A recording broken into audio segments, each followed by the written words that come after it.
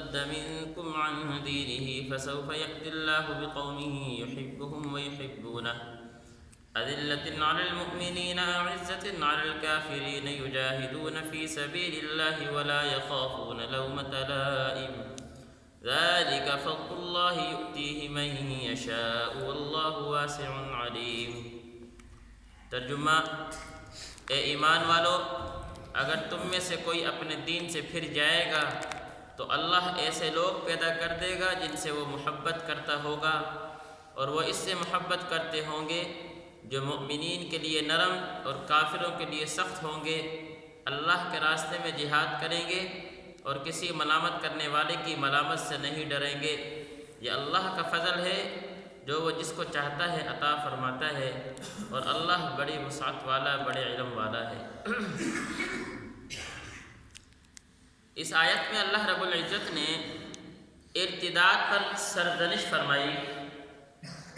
اور شروع میں اللہ رب العزت نے یہود و نصارہ کی دوستی سے منع فرمایا تھا۔ یہ آیت لا کر اللہ نے یہ بتایا کہ یہود و نصارہ کی دوستی کا انجام بالآخر ارتداد ہوا کرتا ہے، یعنی جب انسان مسلمان کو چھوڑتا ہے، کافروں سے، غیروں سے دوستی کرتا ہے، اس کا انجام یہ ہوتا ہے کہ انسان ایمان سے ہاتھ دھو بیٹھ کر اور مرتد ہو کر رہ جاتا ہے۔ اس لیے سختی سے منع فرمایا کہ یہود و نصارہ کو اپنا دوست مت بناؤ۔ یہ آیت نازل ہوئی۔ اس آیت کے بارے میں مفسرین نے فرمایا، حضرت علی رضی اللہ تعالیٰ عنہ کی روایت ہے، کہتے ہیں تفسیر مظہری میں لکھا ہوا ہے کہ یہ آیت حضرت صدیق اکبر رضی اللہ تعالیٰ عنہ کی شان میں نازل ہوئی تھی کہ آپ علیہ السلام کا جس ٹائم آخری وقت تھا، آخری دور آیا، تو ارتداد کے فتنے شروع ہو گئے تھے۔ مسلمان جو آس پاس رہا کرتے تھے، جو کمزور تھے اور نئے نئے مسلمان ہوئے تھے، یہود و نصارہ نے ان کو ورگلانا شروع کیا اور ارتداد کے فتنے شروع ہو گئے۔ جس طرح مثال کے طور پر مسلمہ کذاب کا فتنہ ہے، اس نے نبوت کا دعویٰ کیا۔ اسود عنسی کا فتنہ ہے، اس نے نبوت کا دعویٰ کیا۔ اسی طرح طلحہ بن خویلد، اس نے نبوت کا دعویٰ کیا۔ یہ تین فتنے تو آپ علیہ السلام کے دور میں ہی پیدا ہو گئے تھے، لیکن آپ علیہ السلام وفات پا گئے اور ان کا قلع کما نہ کر سکے۔ آپ علیہ السلام کا انتقال ہوا ربیع الاول میں۔ حضرت صدیق اکبر رضی اللہ تعالیٰ عنہ کے اوپر پھر آپ علیہ السلام کے بعد خلافت کا بار آیا۔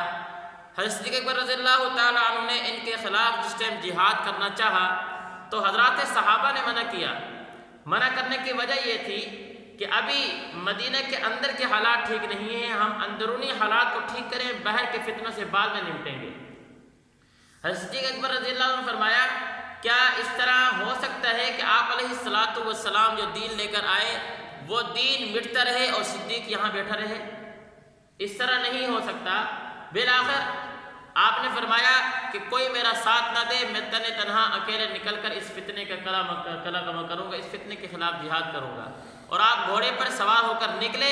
تو حضرات صحابہ نے آپ کو روکا اور آپ کو بٹھا کر پھر مختلف جگہوں پر پھر قافلے بھیجے گئے اور ان کے خلاف جہاد کیا گیا۔ تو یہ ارتداد والا فتنہ، منکرین زکوٰۃ کا فتنہ اس ٹائم کھڑا ہوا تھا۔ حضرت عائشہ رضی اللہ عنہا فرماتی ہیں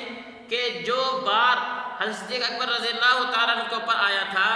اگر یہ بار پہاڑوں پر آ جاتا تو پہاڑ ریزہ ریزہ ہو جاتے۔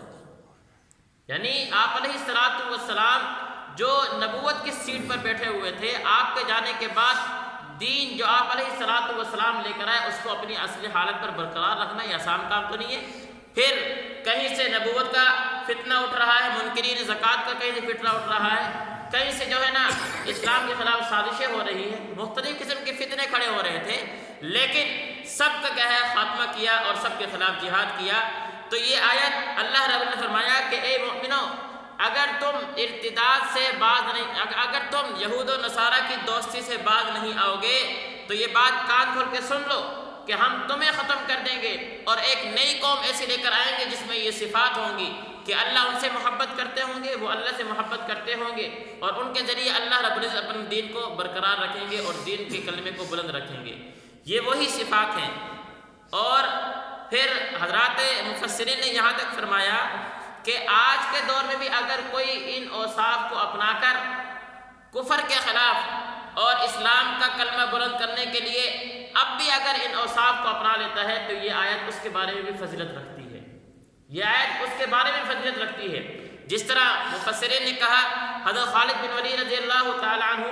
یہ بھی ایک قافلہ لے کر نکلے تھے اور انہوں نے مسلمہ کذاب کے خلاف پہ جا کر جہاد کیا تھا، تو یہ آیت ان کی شان کے بارے میں بھی ہے۔ یعنی یہ آیت جس طرح حضرت صدیق اکبر رضی اللہ عنہ کی شان کے بارے میں نازل ہوئی، اسی طرح جو بھی ان اوصاف کا حامل ہوگا اس کو یہ فضیلت حاصل ہو جائے گی۔ ترجمہ دیکھیں گے، یا ایھا الذین آمنو، اے ایمان والو، من یرتد منکم، اگر تم میں سے کوئی دین سے پھر جائے گا، فسوف یأتی اللہ بقوم یحبہم، تو ان قریب اللہ رب العزت ایک قوم ایسی لے کر آئیں گے، یحبہم پہلی صفت وہ اللہ سے محبت کریں گے، ویحبونہ دوسری صفت اللہ ان سے محبت کریں گے، اذلۃ علی المؤمنین نمبر 3 کہ مسلمان ان کی تیسری صفت یہ ہے کہ وہ آپس میں مؤمنین آپس میں ایک دوسرے سے نرم خو ہوں گے، بھائی چارگی والی صفت ہوگی، اعزۃ علی الکافرین نمبر 4 کافروں کے خلاف وہ سخت ہوں گے، یجاہدون فی سبیل اللہ نمبر 5 جہاد کریں گے اللہ رب العزت کے راستے میں، نمبر 6 ولا یخافون لومۃ لائم اور کسی کی ملامت سے نہیں ڈریں گے، ذالک فضل اللہ یؤتیہ من یشاء۔ آگے اللہ نے فرمایا کہ یہ جو اوصاف ہیں یہ اوصاف طاقت سے حاصل نہیں ہوتے، یہ اوصاف انسان طاقت کے بلبوتے پہ حاصل نہیں کرتا، ذالک فضل اللہ یؤتیہ من یشاء، یہ تو اللہ کا فضل ہوتا ہے جس پہ ہو جائے،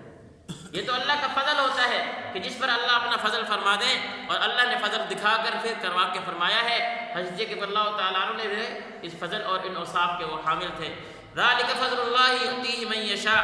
یہ اللہ کا فضل ہے، وہ جس کو چاہتا ہے عطا فرماتا ہے، واللہ واسع علیم، اللہ بڑی وسعت والا اور بڑے علم والا ہے۔ اللہ ہمیں سمجھنے کی توفیق نصیب فرمائے۔